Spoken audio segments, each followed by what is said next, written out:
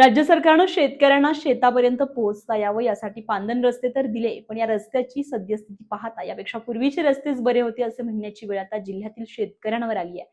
वर्धा जिल्ह्यात सध्या मनरेगा, महात्मा गांधी राष्ट्रीय ग्रामीण रोजगार हमी योजना अंतर्गत पांदन रस्त्याची कामे जोमात सुरू असल्याचा देखावा केला जात आहे। मात्र या कामांमध्ये मोठ्या प्रमाणात गैरव्यवहार होत असल्याचा आरोप शेतकऱ्यांमधून होतोय। नुकतंच धानोरा ते आष्टा पांदन रस्त्याचं काम अंतिम टप्प्यात आलंय, परंतु या रस्त्याची अवस्था इतकी दयनीय झाली आहे की शेतकऱ्यांना या रस्त्यावरून पायी चालणं देखील अशक्य झालंय। अशा स्थितीमध्ये खरीप हंगाम तोंडावर असताना शेतकरी आपल्या बैलगाड्या किंवा वाहनांमधून बियाणे, खते शेतापर्यंत कशी नेणार, असा संतप्त सवाल आता उपस्थित केला जातोय। तर मजूर उपाशी, कंत्राटदार तुपाशी अशी परिस्थिती झाली आहे। मनरेगा योजनेचा मुख्य उद्देश ग्रामीण भागातील स्थानिक बेरोजगारांना हक्काचा रोजगार मिळवून देणे हा आहे। नियमानुसार ही कामे मजुरांच्या हाताने होणे बंधनकारक आहेत, मात्र जॉब कार्ड धारकांच्या खात्यामध्ये त्यांचे पैसे जमा होणे अपेक्षित असते। परंतु वर्धा जिल्ह्यातील बहुतांश पांदन रस्त्यांच्या कामात या नियमांना केराची टोपली दाखवण्यात आली आहे। स्थानिक मजुरांना डावलून संपूर्ण जिल्ह्यामध्ये मोठ्या यंत्रसामग्रीचा सर्रास वापर केला जातोय। कंत्राटदारांचे खिसे भरण्यासाठी आणि मोठा आर्थिक डल्ला मारण्यासाठी यंत्रसामग्रीचा हा खेळ सुरू असल्याचं उघडकीस येते। ते कुठेही मनरेगाच्या कायदेशीर नियमांचं पालन होताना दिसत नाहीये। तर धानोरा ते आष्टा आणि परिसरातील पांदन रस्त्यांच्या या निकृष्ट कामांमागे धाराशिव येथील पाटील नामक कंत्राटदाराचा हात असल्याची चर्चा सध्या पंचक्रोशीत आहे। यंत्रसामग्री लावून रस्ते खोदून ठेवणे, निकृष्ट दर्जाचे साहित्य वापरणे आणि मजुरांच्या रोजगारावर गदा आणणे असे प्रकार या कंत्राटदाराकडून राजरोसपणे सुरू आहेत। तर रस्ते कागदावर चकाचक दाखवून बिलं उचलली जात आहेत, पण प्रत्यक्षात मात्र शेतात जायची सोय उरली नाहीये। जिल्हा प्रशासनाने डोळेझाक चालवली आहे। या भ्रष्ट कंत्राटदारावर तात्काळ कारवाई झाली पाहिजे, नाहीतर आंदोलन करावं लागेल। प्रशासनाकडून चौकशीची अपेक्षा आहे। शेतकऱ्यांच्या या दुरावस्थेला जबाबदार असणाऱ्या धाराशिवच्या पाटील नामक कंत्राटदारावर प्रशासन नेमकी काय कारवाई करणार आहे? मजुरांच्या हक्काचा पैसा लाटणाऱ्या यंत्रसामग्रीच्या वापराची चौकशी होणार का? आणि सर्वात महत्त्वाचं म्हणजे ऐन पेरणीच्या तोंडावर शेतकऱ्यांना हा रस्ता वापरण्याजोगा करून मिळणार का? याकडे आता संपूर्ण वर्धा जिल्ह्याचं लक्ष लागलेलं आहे आणि याचाच अधिकचा आढावा घेतलाय आमचे प्रतिनिधी निलेश यांनी। राज्य सरकारने शेतकऱ्यांसाठी पांधन रस्त्याची जी योजना काढली आहे ते मात्र खूप जोर धरू लागली आहे आणि त्याच्या ज्या कामाचा वेग आहे हा देखील वाढलेला आहे।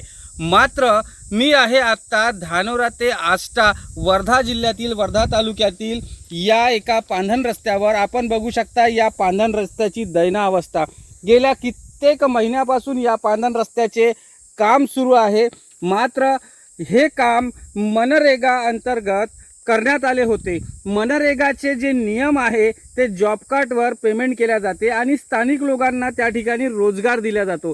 मात्र या ठिकाणी हे यंत्रसामग्रीच्या माध्यमातून हे काम करण्यात आलेले आहे आणि अत्यंत निकृष्ट दर्जाचे या पांधन रस्त्याचे काम केलेले आहे। आता शेतीचा हंगाम येणार आहे आणि या ठिकाणी या रस्त्यावर या पांधणीवर येणाऱ्या शेकडो एकर ज्या जमिनी आहे त्यांना आता बियाणं शेतात नेऊन ठेवण्याची वेळ आलेली आहे। मात्र या ठिकाणून कुठलंच वाहन जाऊ शकत नाही, कारण इतका मोठा या ठिकाणी गिट्टीचं यांनी हे करून ठेवलेलं आहे आणि याच ठिकाणची माती या ठिकाणी वापरण्यात आलेली आहे।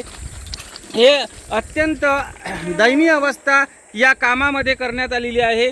या कामाचे ठेकेदार जे आहे हे धाराशिव येथील एक पाटील म्हणून आहे आणि यांनी इतकं निकृष्ट दर्जाचं काम केलेलं आहे, तरी ही या पाटील यांचे बिल कसे का काढल्या जातं हे मात्र खूप मोठं गुलदस्त्यात आहे।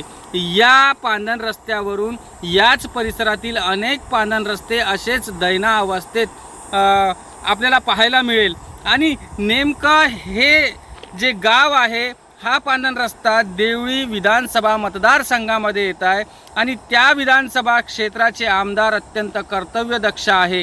तरीही असे भ्रष्टाचार युक्त जर कामं या मतदारसंघात होत असेल तर हे नागरिकांना पाहुल्या जात नाही।